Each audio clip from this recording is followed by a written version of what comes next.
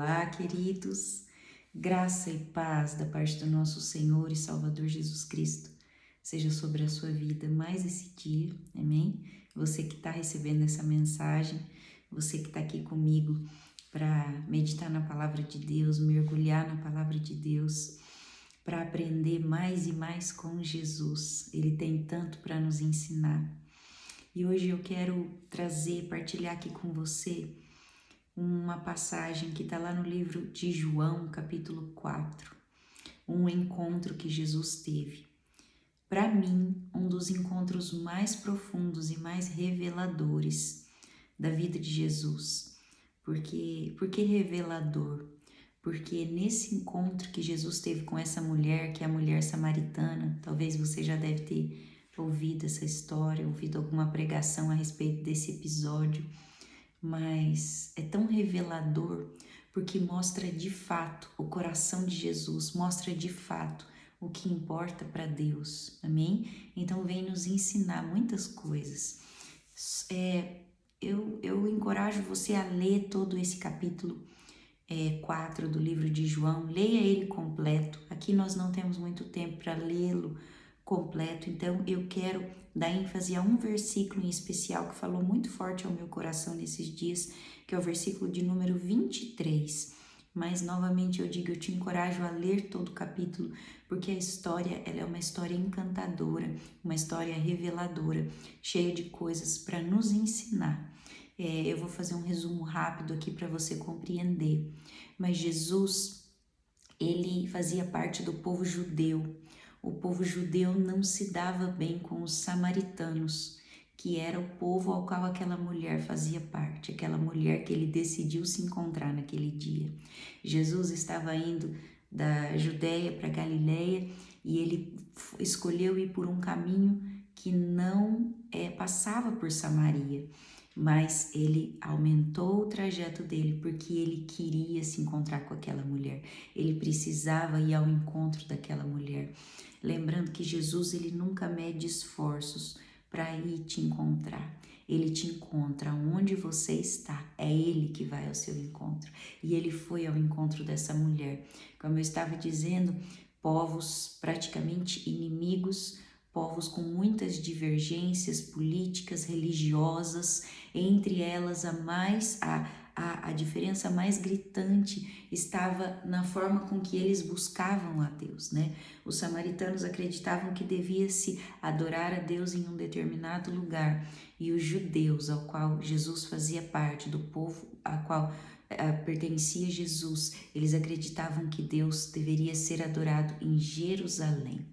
E então ele vem e começa um diálogo com essa mulher, ele vem ao encontro dela na beira do poço. E eles começam então essa breve discussão a respeito de coisas religiosas, de doutrinas, e ela começa a dizer: mas o teu povo diz que nós devemos buscar a Deus nesse endereço, e nós achamos que nós devemos buscar a Deus em outro endereço. E Jesus, num determinado momento da conversa, ele fala: para. Eu não estou aqui para dizer que você deve adorar a Deus na igreja A ou na igreja B, no endereço A ou no endereço B. Você talvez está ouvindo essa mensagem e Deus está falando para você. Não é a respeito de religião. Não interessa se você é católico, se você é evangélico ou a qual religião você pertence. É mais ou menos isso que Jesus quer falar para mim e para você nessa hora. Ele diz assim: mas é chegada a hora em que os verdadeiros adoradores adorarão a Deus em espírito e em verdade. Não é uma questão de lugar, não é uma questão de igreja, não é uma questão de religião, mas é uma questão de vida.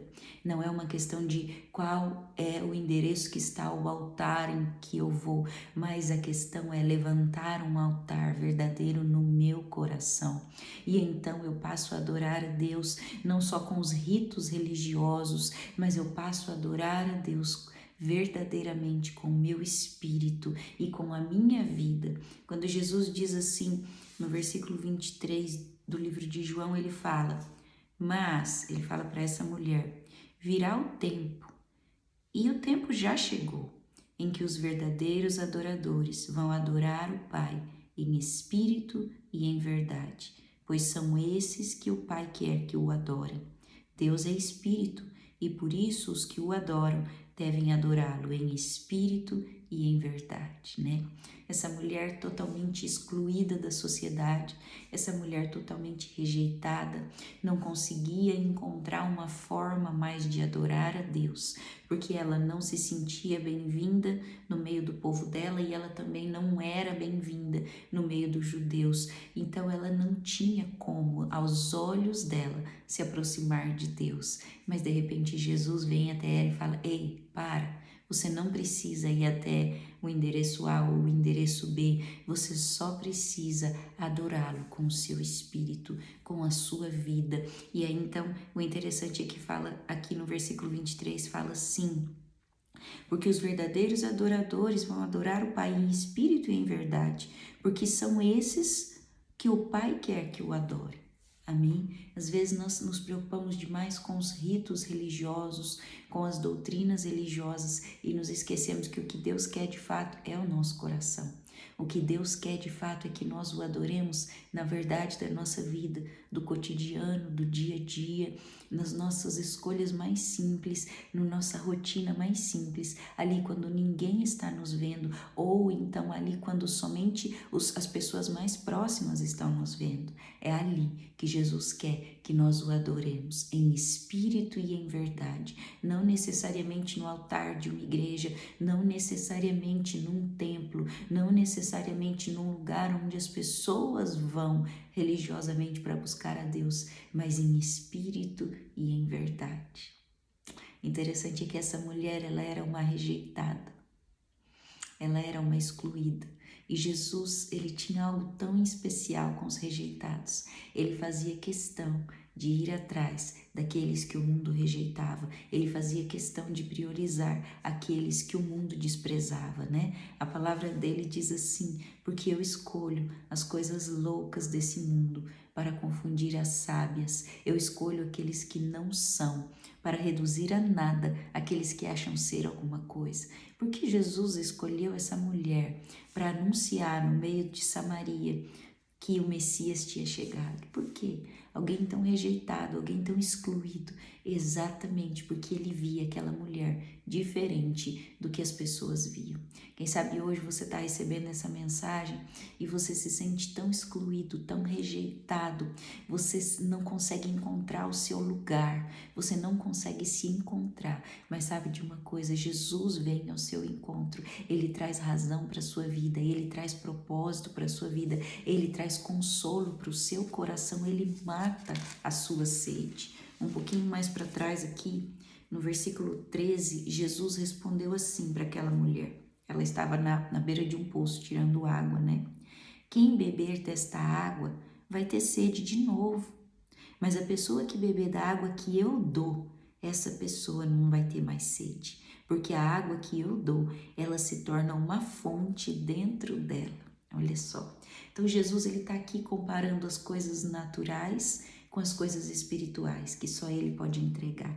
Jesus, ele tem poder para saciar a sede, a nossa sede mais interna, aquela nossa sede mais profunda. Ele fala assim: quem beber dessa água, quem bebe só das coisas naturais, quem bebe só das coisas que o mundo dá e que o mundo oferece, vai morrer de sede de novo, daqui a pouco está com sede de novo.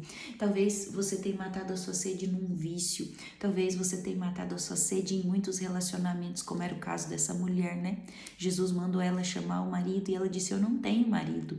E Jesus respondeu: você disse bem, porque você já teve 5 maridos e o que você está agora não é seu marido.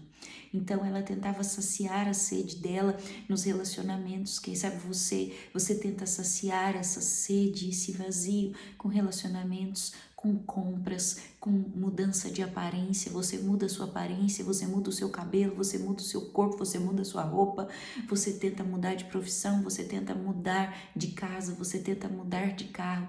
E Jesus fala assim: quem bebe dessa água, da água desse mundo, quem bebe das coisas dessa terra vai voltar a ter sede. O carro novo é legal enquanto ele é novo, a casa nova é legal enquanto ela é nova, o visual novo é legal enquanto é novo, mas daqui a pouco a sede vai vir de novo. Então Jesus fala: mas aquele que beber da água que eu tenho para dar, esse nunca mais terá sede, porque a água que eu tenho para dar vai se transformar nele numa fonte. Amém? Jesus é essa fonte de águas vivas.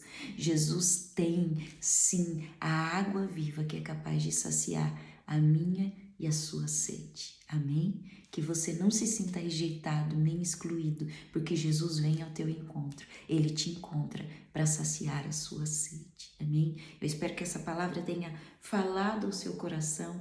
Eu espero que você leia todo esse capítulo de João, número 4, e possa aprender mais e mais daquilo que o Senhor quer te ensinar através da Escritura Sagrada, que é uma fonte infinita de sabedoria. Beijo no seu coração. Deus te abençoe.